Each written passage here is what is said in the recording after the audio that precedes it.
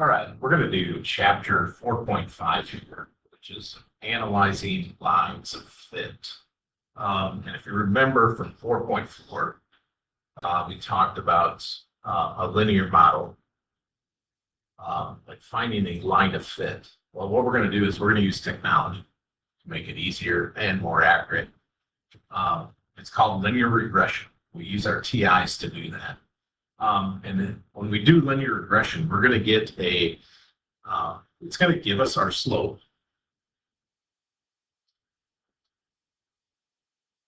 In linear regression, that slope will be the A coefficient. B will be, our y-intercept will be the B coefficient. And we're going to get this new value called R. What that is a correlation coefficient.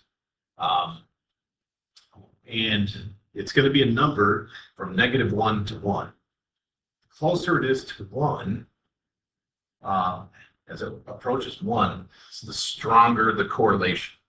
You know, it's like a number of like 0.97, that's strong. Maybe you get like a 0.85. You know, that's still pretty decent. As you start to get to like 0.5, well, those are like weak correlations. And eventually you get to 0, that's no correlation. Then as I go the other way, you know, I might get something like -0.99. What's that? That indicates a strong negative correlation. And as you get closer to 0, kind of get away from that. So we'll kind of look at that as we go. But so what we're going to do is I'm just going to walk you through the TI and how to enter the data in, what buttons to push. You're going to see some screens like this. This first one right here is this is our stat button. So we push the stat button. So if I go over there, hit stat, you can see I get that many. Okay. What we're going to do is we're going to edit our lists, basically our X and Y. So you can see this is highlighted with 1. I hit enter and I get that where I have like L1, L2, L3. You're going to want those cleared out. So if you need to clear it, just arrow up to the L1, hit clear, enter, and it'll clear the data that's in L1. You do the same thing with L2. We're going to use L1 and L2. A couple other screens just to talk about. You need to make sure your stat plots are off. So if you go to second, so the blue, and then above the y equals, there's thing says stat plot, hit that. All those plots need to be off, at least for 1 and 2, they need to be off. If they're not, highlight the one it's on. So here I'm going to highlight 1. You can see it's flashing on. I want it off, so I want it to be flashing off. Hit enter, and it's off. So just make sure those are off. If you need help, just make sure you ask. Okay. All right, so let's go back to stat. So I'm going to hit the stat button. I've got that edit, calc, test. I want to edit, so let's hit enter. We're going to put some data in. So come over to here, and I've got the table shows the duration of several eruptions of the geyser Old Faithful and the time until the next eruption. Okay. So the first eruption lasted 2 minutes, and it was another 60 minutes till the next. They kept doing that. They timed how long the eruption was, and then how long it would be till the next one. Okay, so we're going to enter that data in. So your X values are the duration. So I'm going to have 2, enter, 3.7, enter. So when you hit enter, it'll take you down to the next row.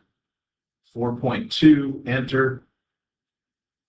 1.9, enter. 3.1, enter. You guys are probably faster than I am. It's okay. 4.5, enter. 4.4, enter. 3.9, enter. So those are my X values. Then I'll enter my corresponding Y values. So I want to be corresponding to 2 would be 60, enter. 83, enter. 84, enter. 8, enter. 72, enter. 62, enter.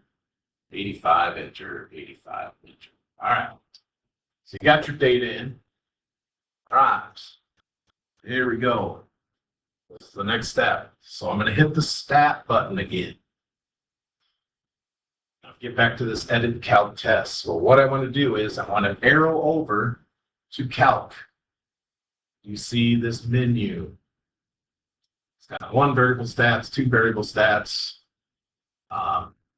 linear regression, quad regression, cubic regression. We're going to do linear regression. So we're going to arrow down to 4, hit enter. You're going to get something like that. X list, Y list, frequency list, store. What I'm going to do is I'm going to hit enter 5 times. I'm not going to change any of those. Flashing on calculate, hit enter again, and voila. It just did a linear regression. So the equation of the line for this data, this is a linear model. Slope is 11.99. We'll just call it 12. So 12x plus the y-intercept, which is b, 35.1. And if you look at the r, not the r squared, r is 0.98. So what that suggests is this is a very strong positive correlation. So what I could do is I could time the duration of the eruption, and I could estimate how long it's going to take for the next one based on this data. The data that I took is very strong, so I would think that, if I went 5 minutes, if it was a 5-minute eruption, I'd put that in for X. 12 times 5 is 60, plus 35.1. I would expect it to not erupt until 95.1 minutes, based on my data. Okay? So that's how you would interpret that. All right, so I'll walk you through another example, and then there'll be a worksheet where you can kind of practice this. So here's a new set of data. Shows the growth in inches of an elk's antlers during week X. So use technology to find an equation of the line of the best fit. Okay, so we'll go back to stat. We're going to go edit. There's my list. Well, that's my old data. So I'm going to go up to L1, hit clear, hit enter, go over to L2, clear, enter. And I've got a blank screen. I can start over. All right. So enter my X values in. So 1, enter, 2, enter, 3, enter, 4, enter, 5, enter, 6, enter, 7, enter. Then my corresponding Y's, 6, 5.5, 4.5, 3.9, 3.0, 2.4, 1.3. So my data's in. And then remember, we go back to stat. Instead of edit, we're going to go over to calc. We want option 4, linear regression. Hit enter 5 times, 1, 2, 3, 4, 5. And there is our linear model. So this one has a negative slope. Y equals 0.78, negative 0.78.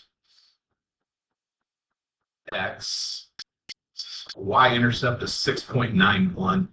My correlation factor is negative 0.996. That suggests a very, very, very, very strong negative correlation, which makes sense because I have a negative slope.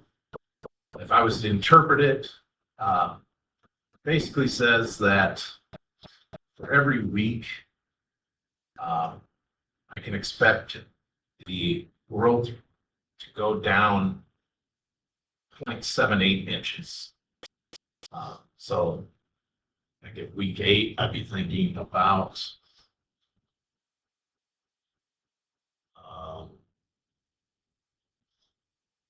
0.5 inches of growth. Eventually, it's going to just like stop growing.